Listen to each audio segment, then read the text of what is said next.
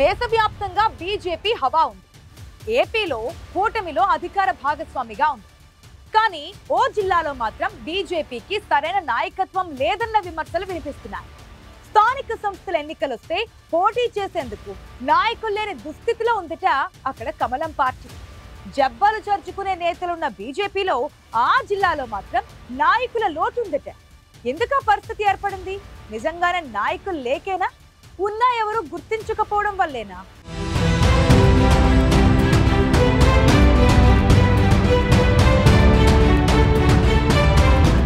కేంద్రంలో 3 సార్లు అధికారంలోకి వచ్చింది బీజేపీ. 2024 ఎన్నికల్లో కూటమి భాగస్వామిగా ఏపీలో ఎమ్మెల్యే, ఎంపీ సీట్లు గెలిచింది. రాష్ట్రంలో మంత్రి పదవి కూడా తీసుకుంది. అలాంటి పార్టీ కాకినాడ జిల్లా విషయానికి వచ్చేసరికి పత్తా లేకుండా పోతోంది. స్థానిక సంస్థల ఎన్నికలొస్తే కనీసం పోటీ చేసేందుకు అభ్యర్థులు కూడా లేని దుస్థితి ఏర్పడింది. దీనికి కారణం ఉన్న 10 మందిలోని గ్రూపు రాజకీయాలు, ఒకరు ఎదిగితే మరొకరు కిందికి లాగుతారనే ఆరోపణలు వెరసి జిల్లాలో కమలం పార్టీ పూర్తిగా కమిలిపోతోంది. భారతీయ జనతా పార్టీకి ఒకప్పుడు ఉమ్మడి తూర్పుగోదావరి జిల్లా కంచుకోట, కాకినాడ, రాజమండ్రి పార్లమెంటు స్థానాల్లో గతంలో కాషాయ జెండా ఎగిరింది. తర్వాత క్రమక్రమంగా ప్రభావం తగ్గుతూ వచ్చింది.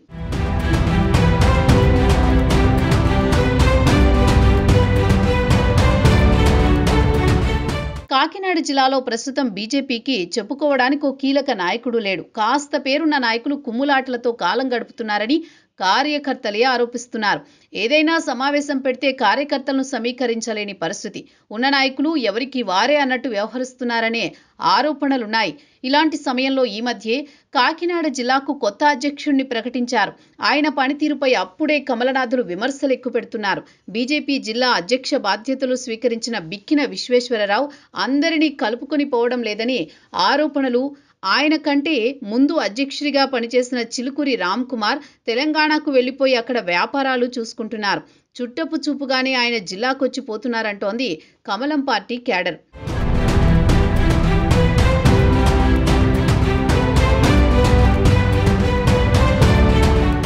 కాకినాడ జిల్లా బీజేపీలో గట్టి సత్యనారాయణ, పైడా భావన ప్రసాద్, పైడా కృష్ణమోహన్, పైడా వెంకటనారాయణ, ఎనిమిరెడ్డి మాలకొండయ్య వంటి సీనియర్లున్నారు. ఇందులో కొందరు పురంధేశ్వరి వర్గంగా, మరికొందరు సోము వీర్రాజు వర్గంగా విడిపోయారు.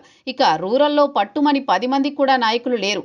రంబాల వెంకటేశ్వరరావు పార్లమెంటు ఇన్ఛార్జిగా రూరల్లో ఉంటున్నారు. నియోజకవర్గ పరిధిలోని కరప, కాకినాడ రూరల్ మండలాలలో కమిటీలు వేసేందుకు కష్టాలు పడ్డారు.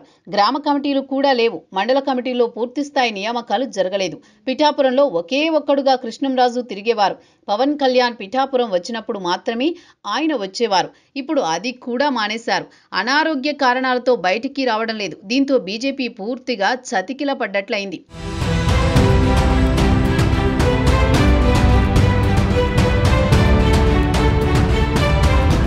తుని నియోజకవర్గంలోనూ ఇదే పరిస్థితి. బీజేపీకే కాదు, ఇక్కడ జనసేనకి కూడా ఇన్ఛార్జీ లేరు. దీంతో టీడీపీ ఏకపక్షంగా ముందుకు వెళుతోంది. దానికి వైసీపీ పోటీ పడుతోంది. పెద్దాపురంలో బీజేపీ ప్రతినిధిగా ఉన్న మహిళా నేత, పౌర సరఫరాల శాఖ డైరెక్టర్ తుమ్మల పద్మజ కొంతకాలం చురుగ్గా పనిచేశారు. ఇటీవల ఆమె కూడా కార్యక్రమాలకు రావడం మానేశారు. జగ్గంపేట, పత్తిపాడులో కమలం పార్టీకి ఆశించిన స్థాయిలో క్యాడర్ లేదని చెబుతున్నారు. నాయకులున్నా జెండా పట్టేవారు లేరు. నాయకుల మధ్య సమన్వయ లోపమే ఈ పరిస్థితికి కారణమంటున్నారు కార్యకర్తలు. మండలాలు, గ్రామాల్లో కమిటీలు వేయలేని దుస్థితి పార్టీని బలహీనపరుస్తోంది.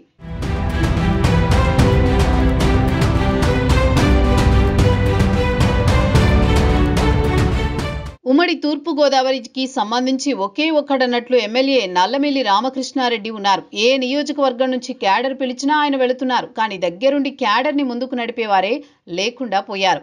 కేంద్ర మంత్రి శ్రీనివాస్ వర్మ వంటి వారు వచ్చినప్పుడు కూడా నలుగురిని పోగేసుకోలేకపోతున్నారు.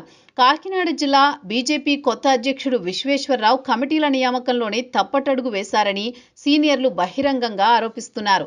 సోము వీర్రాజు అనుచరులు పార్టీకి దూరంగా ఉంటున్నారు. పురంధేశ్వరి రాష్ట్ర అధ్యక్షురాలుగా ఉన్నప్పుడు ఆమె వెంట తిరిగిన వారు కూడా ఇప్పుడు కొత్త అధ్యక్షుడు వచ్చిన తర్వాత పార్టీ కార్యక్రమాలకు రావడం లేదని చెబుతున్నారు.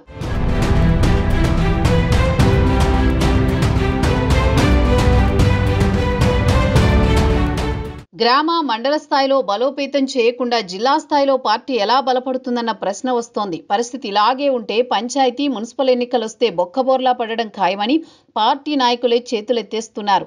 కేంద్రంలో ఉన్న చెట్టు పేరు చెప్పుకొని ఇక్కడ కాయలు అమ్ముకోవాల్సిందేనా అంటూ సీనియర్లు ఆవేదన వ్యక్తం చేస్తున్నారట. మరి పార్టీ రాష్ట్ర అధ్యక్షుడు మాధవైనా కాకినాడ జిల్లా బీజేపీకి కాయకల్ప చికిత్స చేస్తారో లేదో చూడాల్సి ఉంది.